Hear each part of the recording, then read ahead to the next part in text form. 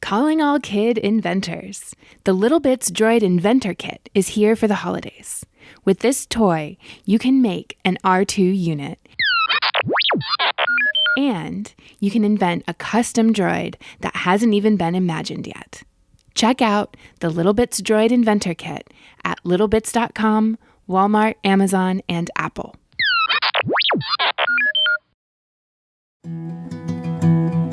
A science story, huh?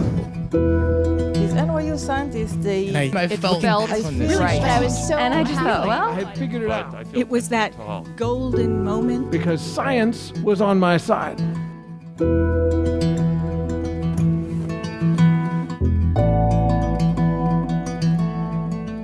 Hey everyone, I'm Ben Lilly, and welcome to the Story Collider, where we bring you true personal stories about science. This week, we're bringing you two stories about what makes us who we are, from our appearance to our memories. Our first story this week is from Maia Pujara. It was recorded in September 2017 at Busboys and Poets 5th and K in Washington, D.C. The theme of the night was control.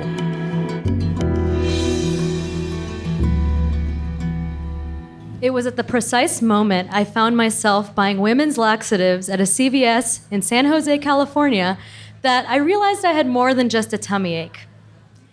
You see, in the 4 years leading up to that very embarrassing purchase in a hot pink box, I had been focused on one thing, and that one thing was not my health. It was on finishing a PhD in neuroscience. I had finally mustered up the courage to tell my advisor that I wouldn't be doing a postdoc, and I saved the worst bit of news for last, which is that I would be applying for a science writing internship in Washington, D.C., that would be starting that summer, which is why I needed to finish the degree in time, so that I would be free to go on to do whatever it is I wanted to do with the rest of my life. And so, all of this kind of felt like the way I would imagine it must feel to tell your conservative dad that you're going on tour with the Grateful Dead. No matter what, you're just going to be a source of constant disappointment from that point forward. And so I prepared in the mirror. I went over what I was going to tell him. And, I wasn't just running away from lab. I had a plan. I had prepared a set of calendar pages, and in our second worst meeting that we'd ever have, I handed over those sweaty calendar pages that chronicled February through May. They told of 2 data sets that would be analyzed and written up for publication, and they told of the writing timeline leading up to my proposed defense date in May. So I had it all planned out. He sifted through the calendar pages, and after a really, really brutal round of questioning to make sure I'd thought everything through, he finally said, "Okay." Relieved, I got up to walk out, and on my way out, he added, "This is going to be a rough few months for you." And so those words became my fuel. I was determined to prove him wrong. And ever with the sense of newfound blind determination, I skipped out on one very important thing in order to meet my deadlines, and that thing was lunchtime. You see, if I skipped out on lunchtime, I'd have more time during the day to actually work on what I needed to. And because I was blasting right through lunchtime to crunch those numbers, I would reward myself for all that hard work at the end of the day with these big Wisconsin-style greasy meals, and I'd wash them down with a couple of bottles of beer. And that went on for a few months, and I slowly just started to develop the slightest twinge, just the littlest bit of pain in my abdomen that, with my large mammalian brain, I did a really good job of ignoring. That is until that fateful night in San Jose. I was there at a conference with my boyfriend at the time, now my husband, Ben, and not 2 nights into the conference, I woke up with this sharp, horrible stabbing pain, a pain that I couldn't ignore anymore. And so I turned to him. I was really scared, and so I woke him up and I said, "What do I do? I don't know what this is. I've never had this before." And he was really sleepy, so he just kind of turned around and said, "I don't know, I'll just maybe walk it off and take a poop." See, our love language, it's talking about our bowel movements, and so to me that was totally normal. I took his advice and I walked around the hotel room and tried to take a poop with no luck. And that's when we went to go buy the laxatives. I took the laxatives and tried to go back to sleep, and after a couple hours of fitful rest, I got up not with an urge to poop, but with an urge instead to reach into my stomach and pull out whatever was causing me the worst pain I'd ever felt in my entire life. I left the hospital after what would be the first of many hospital overnights with 2 pieces of paper about acute pancreatitis, which I'd never heard of before. It's inflammation of the pancreas, but no clear reason about what was actually causing it. Soon after that, I couldn't keep any meals down, and the pain got so bad that I was forced to get most of my caloric intake from things like fruit juices and Jell-O, which, I mean, a middle school version of myself would have loved that diet, and I guess it was appropriate because by the time I lost all the weight I lost, I looked like a middle school version of myself.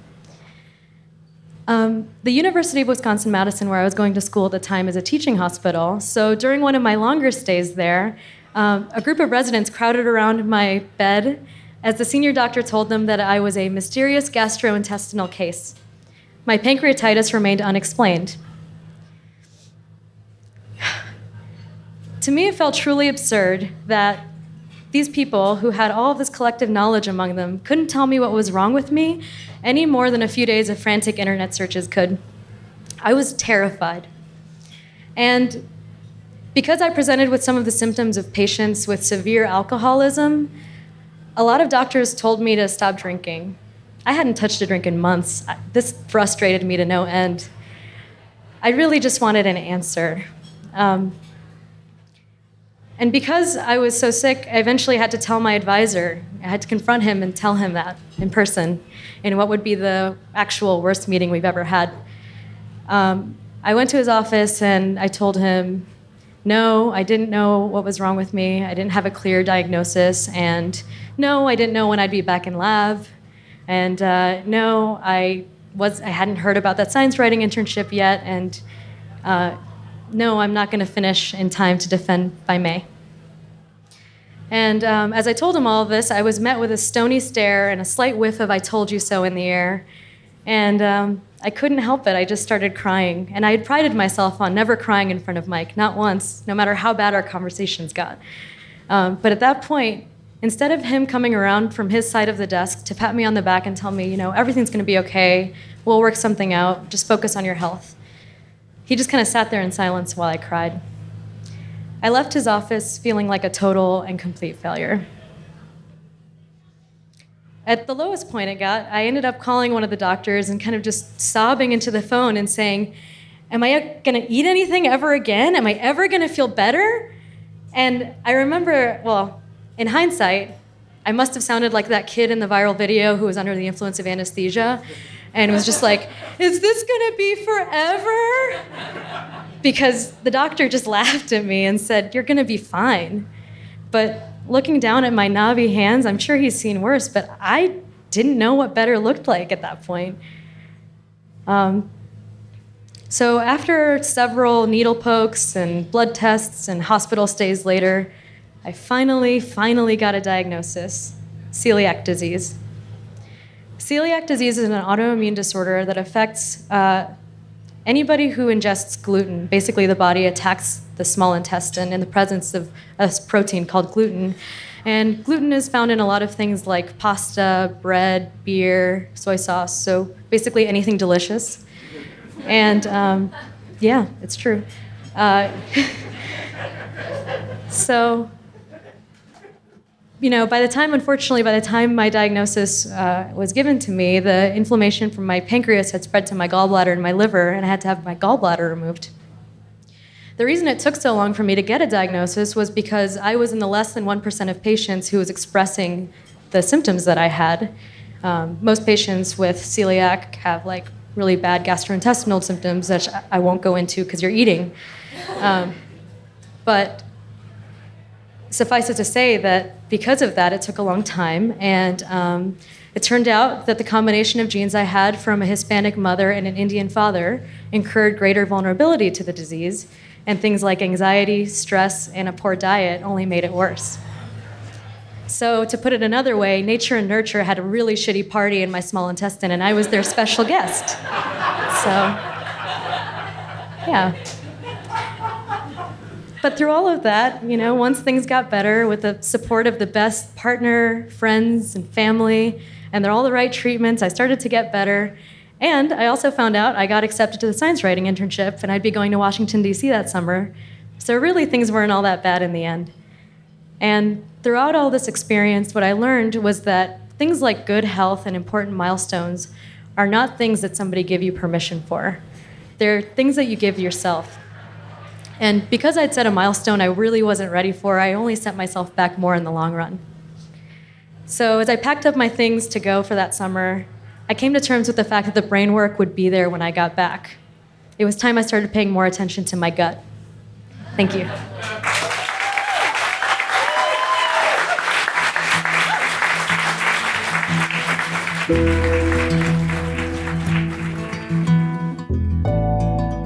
That was Maia Pujara. Maia received her PhD in neuroscience from the University of Wisconsin-Madison, where she developed a passion for science outreach, science communication, and promoting women and underrepresented minorities in STEM. She's a postdoc at the National Institutes of Health, studying brain regions that are critical for helping us regulate our emotions, learn about rewards, and make flexible, adaptive choices. Stay tuned for the next story after this message from our sponsor.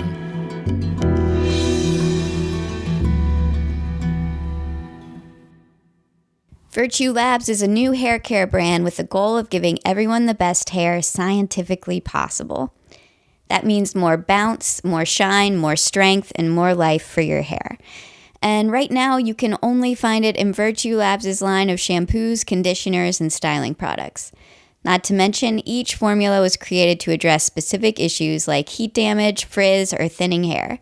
In clinical testing, Virtue found a 67% reduction in frizz after 4 washes and a 95% reparation of split ends after 5 applications. Ready to experience it? Listeners can now try Virtue at 10% off and get free shipping with the code Collider. Visit virtuelabs.com to place your order. It's time to start treating our hair with a little more humanity. It's time for Virtue.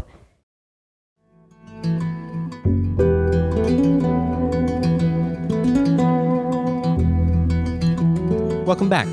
Our second story today is from Whitney Henry. It was recorded June 2017 at Oberon in Cambridge, Massachusetts. The theme of that night was sweet and sour.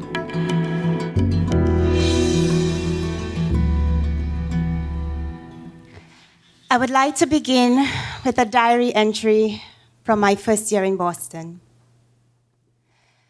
Today, I feel trapped, forced to put on a facade, paste on a smile, and breathe.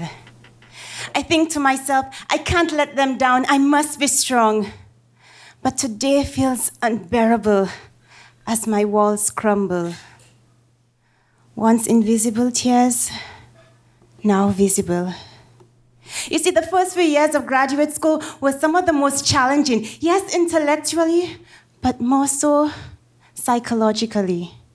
I was surrounded by some of the best minds in the world, astute and intellectually groomed for the rigorous coursework that lay ahead. Their confidence was palpable and only served to remind me of my own insecurity. Surely Harvard must have made a mistake by accepting me. It just didn't make sense. How could the same girl who once made her bed using a thin piece of yellow foam laid flat against the floor of a wooden house be in such a privileged environment? I was born the 5th of 11 siblings on the small but beautiful island of St. Lucia. My biological mother was a living maid of humble circumstances, and my absentee father, let's just say he was a man who always seemed drunk the few times I saw him. Life was really simple, and my resources very limited. I can remember the smell of the kerosene lamps that lit our house just to save money on electricity, and the sound of the static whenever you adjusted the antenna that shot out from the back of our small black and white television.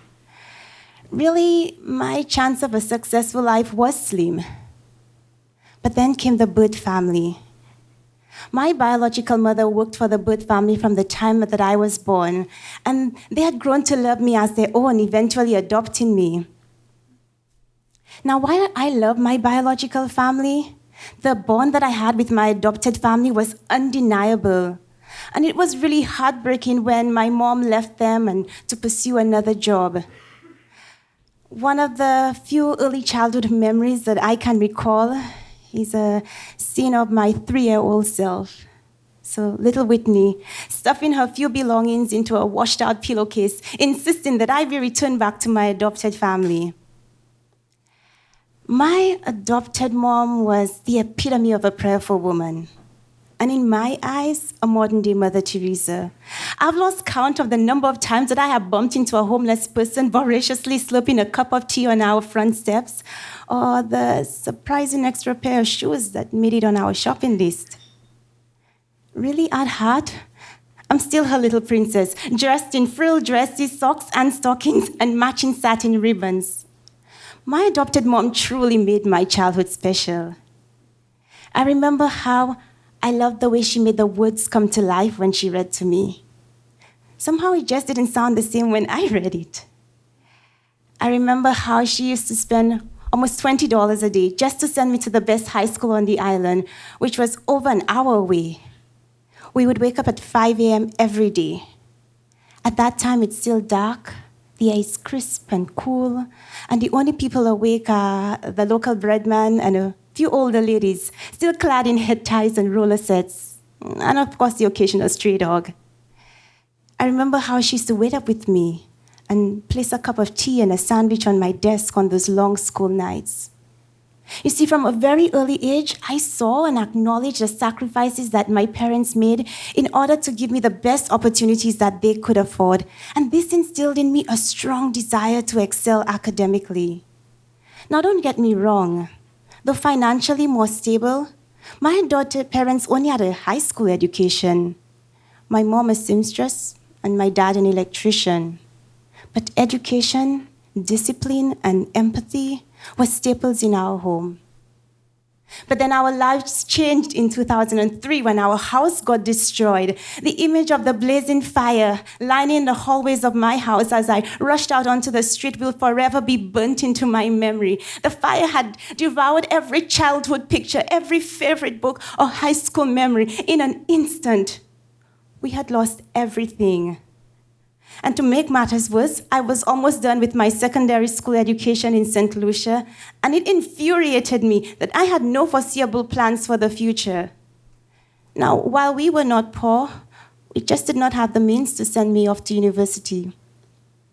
In fact, I had my eyes set on a scholarship to Cuba to study medicine. It was one of the few full scholarships available to St. Lucians to go off to university. But it so happened that when I was done with school and graduated and ready to apply, it was not made available. So I got a job as a public high school teacher, determined to work tirelessly until an opportunity arose. And eventually one did. I was granted a full academic scholarship to pursue my Bachelor of Science at Grambling State University in Louisiana, in the United States, a place I had never been to. Crazy as it may sound, I loved being a student, and getting the opportunity to go to college was like a dream come true. You know, one of the advantages of coming to school here was that I was suddenly exposed to the fascinating and intriguing realm of scientific research. With each science class, from analytical chemistry to cell and molecular biology, my enthusiasm for research began to be significantly piqued. But the uncertainty of my future plagued me once again in my last year of college. So there I am, seated across my professor's desk, staring incredulously at the list of acceptances for institutions that I had never dreamt of attending. Why settle, he says. You belong at these schools. Yes, it will be challenging, but give yourself the opportunity. And so with great trepidation, I found myself signing the offer letter from Harvard. But upon arriving at graduate school, my confidence plummeted to an all-time low. Each class was a dreaded brew of anxiety and fear of being found out. I distinctly remember calling my home at 3 a.m. on what felt like the most dreadful day in the late fall of 2010. The phone rang for forever. Finally, my mom picked up Between uncontrollable sobs and deep breaths, I managed to blurt out that I didn't belong here, that I wanted to go home, and that I was sorry. Sorry for disappointing everyone. I think it broke my mom's heart to hear me sound so defeated. She truly believed that I had what it took to achieve greatly, and that despite where we came from, I too deserve to be trained among the best. She instilled faith and life into me, and she reminded me of the strength and talent that lied within me. And she was right. Though it took me several years before I could really realize that. You see, all the accolades that I accrued in graduate school and all the praises from my peers and mentors just wasn't enough proof. I think the magnitude of my accomplishments really sunk in on graduation day. And to celebrate with me was one of my biological aunts, my adopted family, and an old childhood friend from St. Lucia. There they were, beaming proudly amidst my colleagues on the grounds of Harvard University. In a split second, it felt like my seemingly disparate worlds had finally met.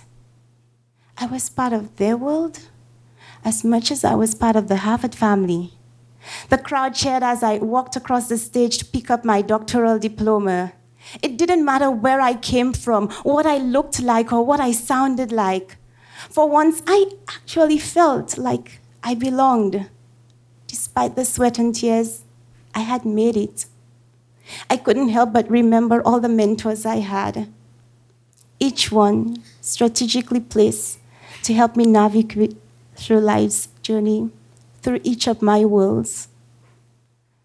As my mom helped me out of my crimson red regalia, I couldn't help but feel immensely grateful for her love, her strength, and her sacrifices have made me who I am. Thank you.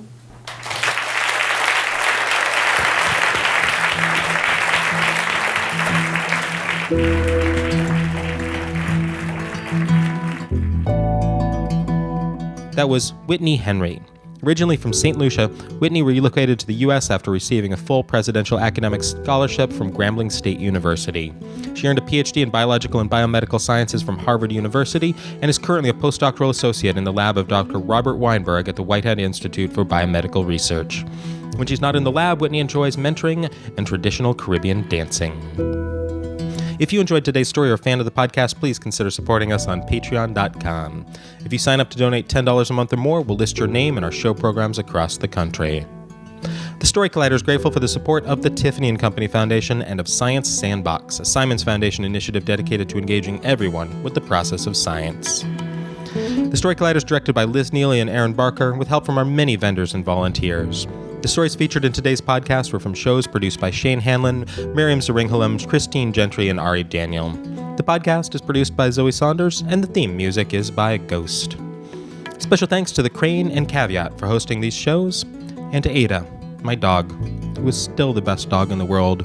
She's also a beagle mix, we think maybe part Chihuahua, we're not sure. Thanks for listening.